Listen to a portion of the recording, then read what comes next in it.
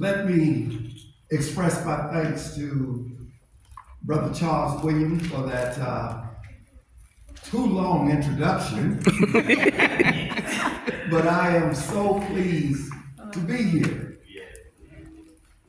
Pastor Davis, I'm at McCain. I have reached the summit. And whenever you're at McCain, you know great things are going to happen.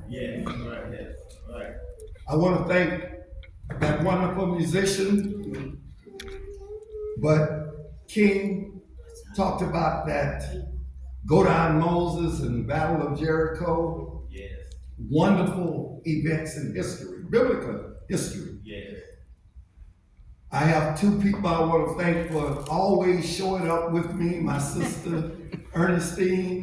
Stand up one quick second. And Ashley, my niece. Hello. They moved from Fort Lauderdale, Florida to Arkansas after she retired. And my great friend, the best friend Dr. King would say that you want to have in the world, Frank Smith and Florence Smith. Please stand.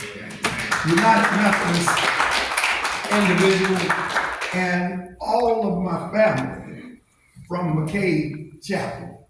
Amen. I am really pleased to be here today. Brother Charles asked me to speak on Black history. Oh, Lord. Black history. That's a long. That Black history, and I brought this book along so you can read it. It's at every library. Dr. Carter G. Woodson's book, The Miseducation of the Negro. The Miseducation of the Negro. You want to have that in your library because you have to review it every year. We have Black History Month during a time that is before Lent, when it starts, and then during Lent and after Lent is after Lent. I mean, it has already started. And it's leading up to Advent, an event that you know as Easter. This battle of Jericho that he was talking about. And it's important for you to focus on Matthew, 22nd chapter of Matthew, and 34 through 40 verse. And it's when the Pharisees heard that he had silenced the Sadducees, they gathered together. And one of them, the lawyer, asked him a question to test him. Said, "Teacher, which commandment is the law? In the law is the greatest?" He said to him, "You shall love the Lord your God with all your heart, and with all your soul, and with all your mind.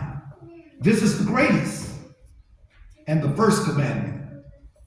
Then went on, and the second is like it. You shall love your neighbor as yourself. Yes. On these two commandments hang all the laws and the prophets.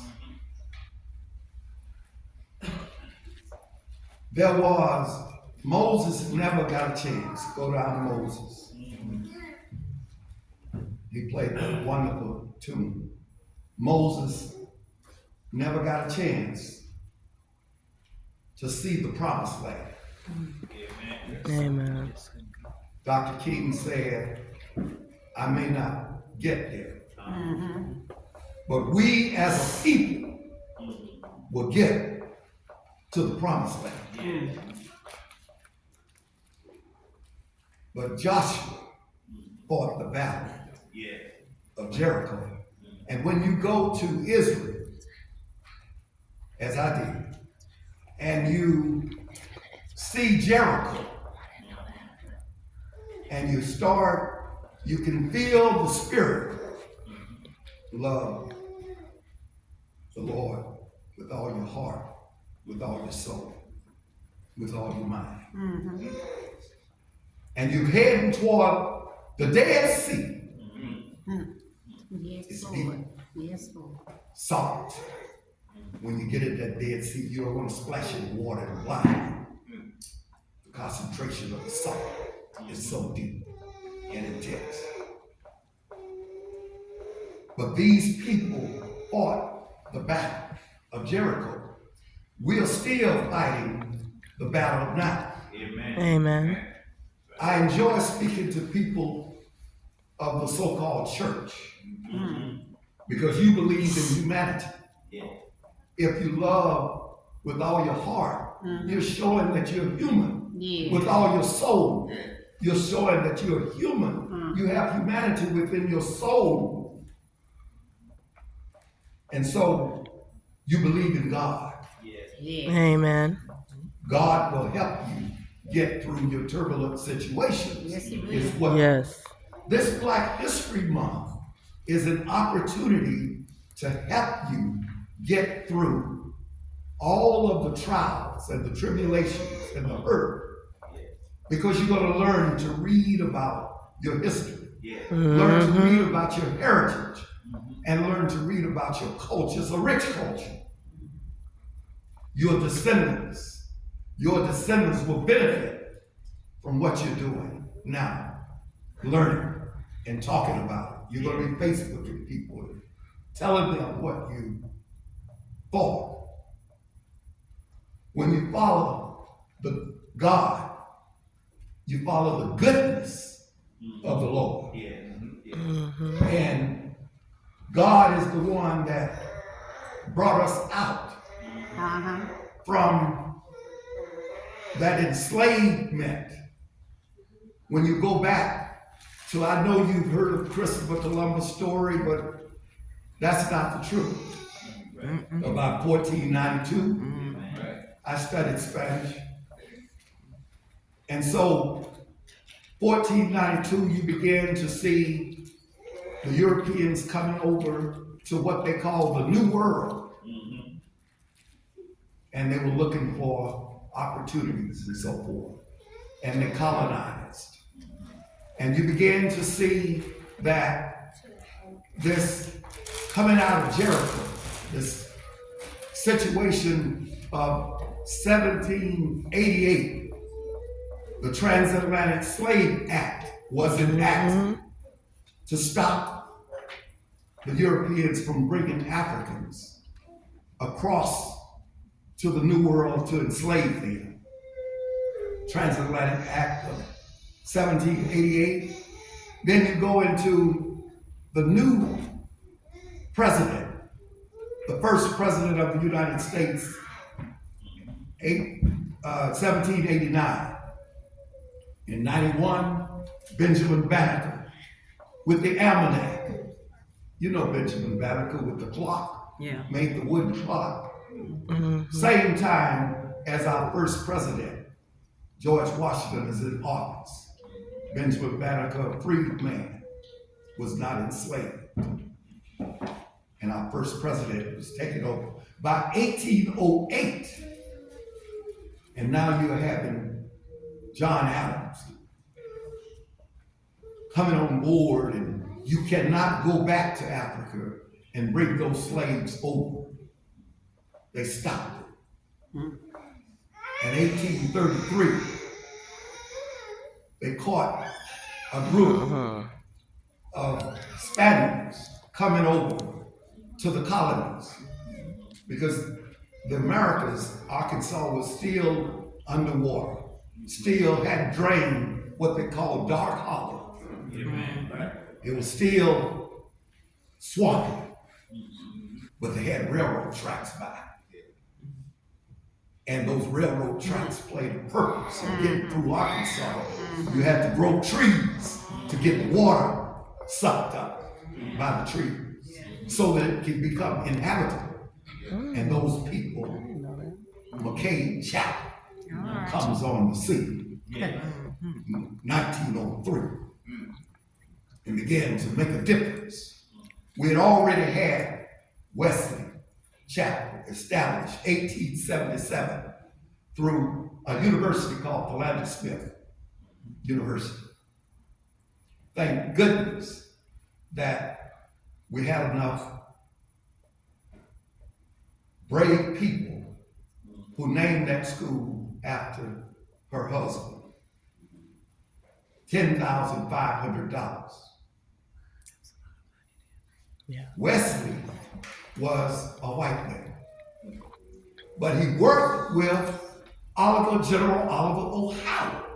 Who was General Oliver O. Howard? You know him, because a famous university was named after that white general, because people understood that they needed to help. Howard University. I didn't know that. General Oliver O. Howard, Philander Smith, these great people who wanted to help, because abolitionists were trying to stop this mentality. Love with all your heart, your mind. It's important to understand this deep history. And what was the miseducation of the Negro, you ask?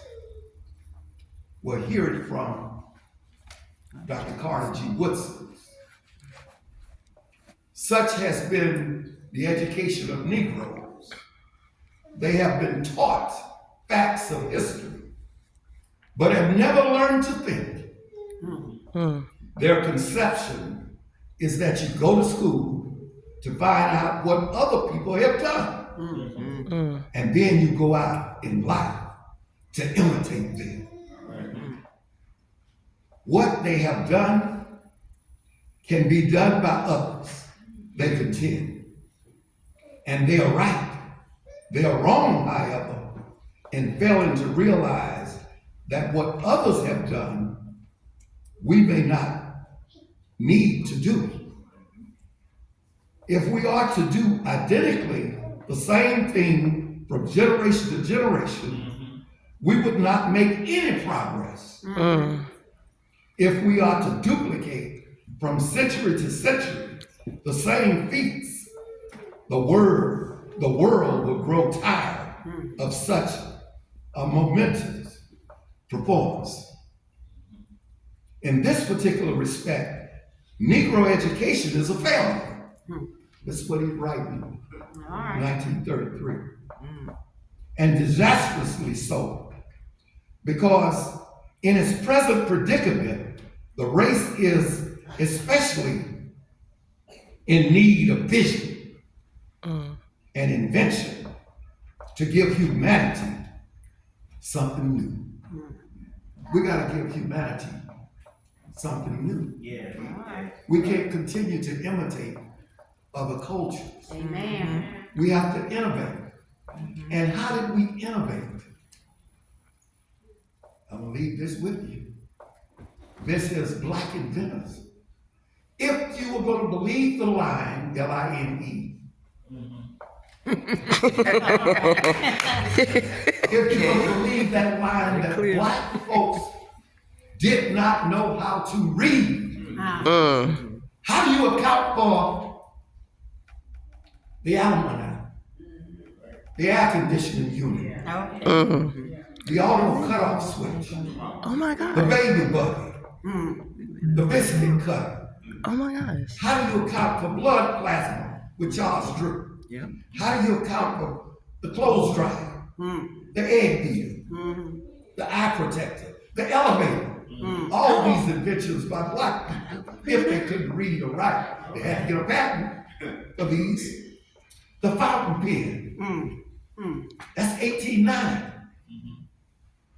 Furniture cabinet, golf team. How do you account for the ironing board by Sarah Boone in 1887, when Sarah Boone said, you need to put a point on that ironing board to get something called a crease. Y'all don't know what that is. the keychain, the lemon squeezer, the lawn sprinkler, the peanut butter, George Washington car. You know all of these. The phone transmitter, the street sweeper, all of these. Traffic lights, the traffic light by Garrett Morgan, 1923. You know that it may not be the line that has been written, but it might be the other one that's not telling the truth. But you're telling the untruth to yourself. What do we call that in education? Agnotology. The study of learned ignorance. The study of learned ignorance. Like Columbus discovered what? You know it wasn't true, but you're willing to perpetuate such ignorance of knowledge. We have to be thinkers. We have to love with our mind. And when we love with our mind, we become more humane. And so I'm on this Black History Commission, as Brother Williams has shared with you. And it's a 7-year appointment with 7 people. And I previously served for 11 years on closing the achievement gap of Arkansas Commission, to close the achievement gap because there's unequal education when I arrived in Arkansas. This is my 25th year in the state. And so I'm looking at retirement one day. You're gonna have to replace me. These young people here. Yes. Oh, y'all younger than me. I just had a birthday 2 days ago and turned 71. Why are you looking at me? Well, it's hard to remember. I remember. Yes, Lord. Yeah, she might be a little younger than me. That's my big sister.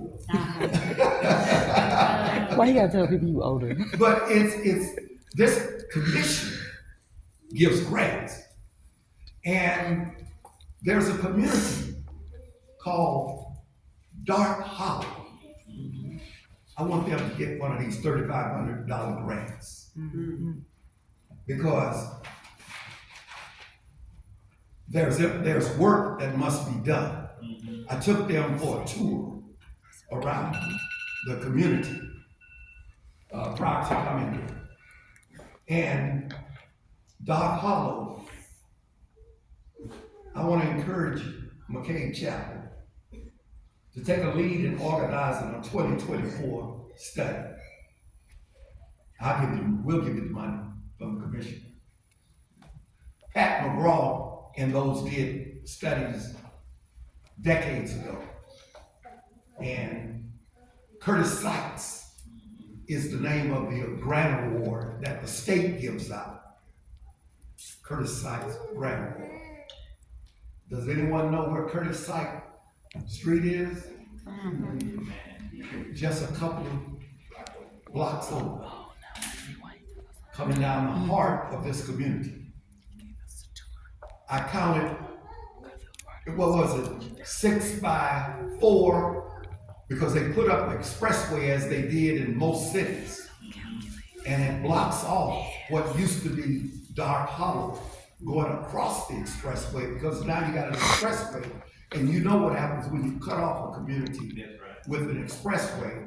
Just look at I-95 where my sister and my niece those live. It cut off the black community from the other side. Same thing on 9th. Dr. Carla Coleman, is that you sitting in here?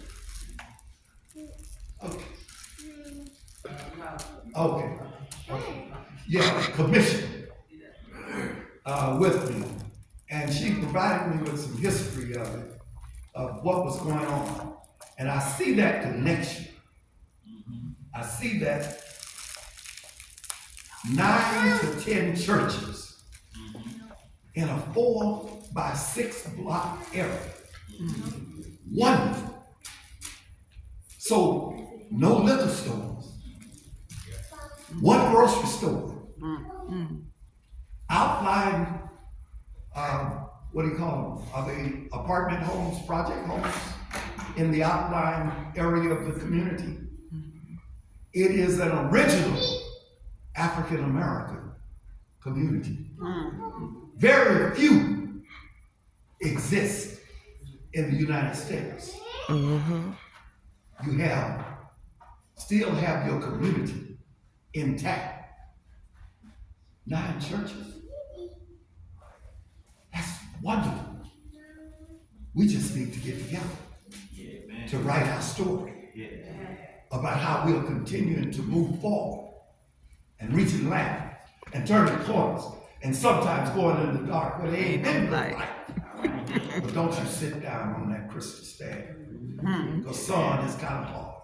The life of me, like the few said, ain't been no crystal stair. Mother to son. And so, this Black History Month, as I think about Dr. Carter G. Woodson, who was a wonderful fraternity brother William, and he met with the Omegas at a convention, and he was giving a speech on democracy and the Negro down under. He was down so far that the only way he can come up, when you're down that low, the only thing he can do is come up. And so this is 1920, he's giving the speech to the Omega Conclave. 1921 Conclave, they decided they were doing National Achievement Week. There was a push to do something to inspire blacks to uplift their conditions in the United States of America. So as uplifted, the Omegas decided in deference to Brother Dr. Carter G. Woodson, because to allow him to form this passion he had in his heart. He had already, in 1915, the same year as Booker T. Washington died, he had formed the Association for the Study of Negro Life and History. And then he'd also done the journal, which is at Howard University, the Journal of Negro Education. Wow. And now he's ready to start in 1926, Negro History Week, which is now grown into a month.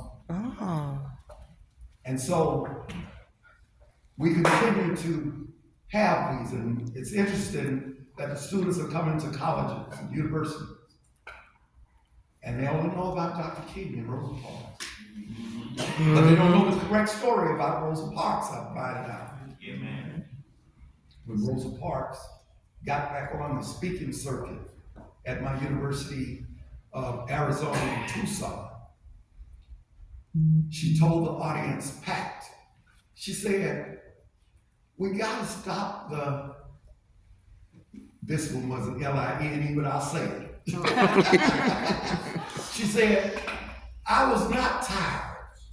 I was tired of being pushed around, being shoved around. She said, you know how old I was? She said, I'm an old lady today. And she was 80-something years old then when she gave a speech to us. She said, I was 42 years old. My feet were not tired. Stop that L-I-N-E. You getting it? Yeah. And she wrote a book called My What? S-T-O-R-Y. What was the name of her book? My story. My story. It's in every black home in America, just as those pictures of Kennedy and Dr. King on the wall. Or it should be in every. My story. Because we're still telling our students stories that are not true. And he told you, you cannot repeat that. That's agnotology. You're perpetuating learned false information. Ignorance. We can't afford to do that. Times are too precious. You can't get time back. And so I'm so pleased that the United Methodist Church did what it did after freedom came. The 13th Amendment, 1865, they got Wesley, who was the secretary for the United Methodist Church, and Wesley Chapel is named after him. And who was the one that founded this? Duncan came and founded this, and then he later went back on the other side of Little Rock with Duncan Chapel. These famous United Methodist individuals did what they did because they believed in humanity. Yes, yes. We have to continue their legacy. And the way we continue their legacy, there was students are reading. And you know, because of our state, there are a lot of books that you can't read and Anymore. so forth. Yeah. But I was so happy to go by the library and see some of the books that the libraries have for our children. And I'm called Black History Month. It's so important that we think about the Battle of Jericho and how the walls came tumbling down. The walls came tumbling down when our students invent, like George Washington. The walls will come tumbling down. Yes. When our students speak, like Malcolm X. Mm. The walls will come tumbling down. Yes. When we inspire, like President Obama. The walls will come tumbling down. When we challenge, like Rosa Parks, the walls will come tumbling down. When we run, like Jesse Jackson, run, Jesse, run. When we speak, like Frederick Douglass, Yes. when Amen. we influence, like the Carter, be brave, like Ruby did in New Orleans, the little 6-year-old. Remember? When we sing, like Bessie Smith, the walls will come tumbling down. When we support, like Michelle Obama, the walls will come tumbling down. Yes. When we educate, like Booker T. Washington, Yes. the walls will come tumbling down. When we fly high, like Bessie Smith, Amen. like Bessie, the walls will come tumbling down. Yes. Or write, like Maya Angelou, the walls will come tumbling down. Yes. Or stand, like Nelson Mandela, the walls will come tumbling down. Yes. Believe, like Thurgood Marshall, Yes. 1954 case. When we fight, like Muhammad Ali. When we perform, like Lena Horne, the Ooh, walls amen. will come tumbling down. And when we build, like Madam C.J. Walker, these walls will come tumbling down. Yes. We can't stop now. We're too close. Yes. Heaven is just a step away. When Amen. my folks, the great Celia Adams, was enslaved. We come from a slave family that able to trace back 1856 to the same year as Booker T. Washington was born. Celia Adams was born, C-E-L-I-A. So when you read my book, The Legacy of Celia Adams, you'll kind of see all of the family members. Celia Adams had 8 children from Simon Harper. She outlived him. The last child was my grandfather, that I used to go to his house all the time. They came from Georgia, where the plantation farm was. And I didn't get a chance to pick cotton like you did, Right. but I did get a chance to see what cotton looked like. But they had moved us one by one down to Florida to get off the plantation. Not in 1853 when I was born, 1953, 100 years later, my great-grandfather was born in 1853. I was born 100 years later, 1953. And so they lynched him in rural Georgia for teaching the children how to read and how to write. Children knew how to read and write. It's a difference. They were not permitted. It's a difference between knowing how to read and write and not being permitted to write. Right. You can't tell anybody you know how to read and I know. They just Right. keep because it was going. against the Law. thank goodness we know better. So we moved from this 1863 of Emancipation Proclamation to 1865 of being free to 1868 of having our 14th Amendment to our 15th Amendment in 1870. And the first thing we did when black men got the right to vote in 1870 with the 15th Amendment was to elect hiring rebels of Mississippi and Louisiana, Arkansas, the list. I don't have all of those Arkansans who were elected black legislature in this legislature here. The territorial government, territorial graveyard is located right behind Philander Smith University. That's the territorial graveyard before this Arkansas became a state. And so we found out that black codes made its way after the 1870 elections in the 80s. And so we had to Brush Harbor. Anybody know what Brush Harbor is? Bush Harbor? Where? You got, okay, you know what it, no, I'm talking about the churches. You had to harbor under a bush, for your shade. And that's where churches started. And Brush Harbor, they didn't have any money to buy any wood. Couldn't cut down any trees and saw them. You didn't have any saws. So you harbored under a bush. And they call it brush harboring.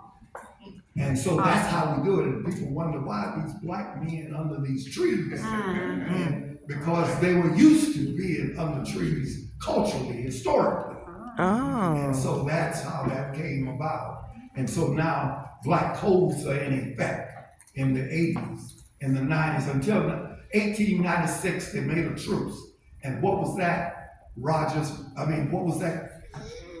Plessy versus what? Ferguson. Plessy versus Ferguson. So you got your schools, we got our schools. You got your areas, we got our areas. Separate but what? Equal. But we found out it wasn't separate but equal, but it was separate but unequal. And so now it's going to take from 1896, nearly 60 years of having your mind develop until Brown. Brown is going to be almost 60 years later after Plessy. It's going to reverse the conditions. And then those brave Arkansans of 1957 are going to step on the scene. Who are those brave Arkansans? The Little Rock? Nah. Yes. Because all deliberate speed from 54, the second court case was 55. But it wasn't all deliberate, so the bravest blacks in America stepped up from Little Rock to say this is not right. Then in my school, all deliberate speed didn't happen in 57 like Little Rock 9, 2 years later. It happened in 1970. From 54 to 70. You see? All deliberate speed where I was born in Georgia didn't happen in 81 where I went to school at and had to leave Georgia to go to Florida. It happened in 81 when Senator Dale O'Connor got on the Supreme Court of the United States. So 70 with me, for the people in Georgia, 80 all was not equal in this. And all didn't happen in 1954. Integration didn't happen yet, has not happened yet. We moved from segregation prior to 54 to 54 of deep what? Desegregation. The goal is integration. But in Georgia, they didn't call it desegregation. They said consolidation. We're going to consolidate the schools so that they're not all black. So integration has not occurred just yet. Christians, we have work to do. We still have work to do. Amen. And so, as I end this message in a civil rights style, I want you to pause and think, if only for a little while, that the purpose of life is to serve humanity. Yes. And if we all come together, we can all be free. Yes. Think about life and the great possibility within, for it is love of our world's children that makes us all kin. Every day, share a kind word with someone, or even a song, Yes. as my friend did. And then you'll be able to say, as that class of 2000, and the poem says, I want to be the best that I can be. Yes. Because I want to see the best come out of me. I want to know all there is to know, because I want to go where the green grass grows. Grass grows. Thank you, and I love you all.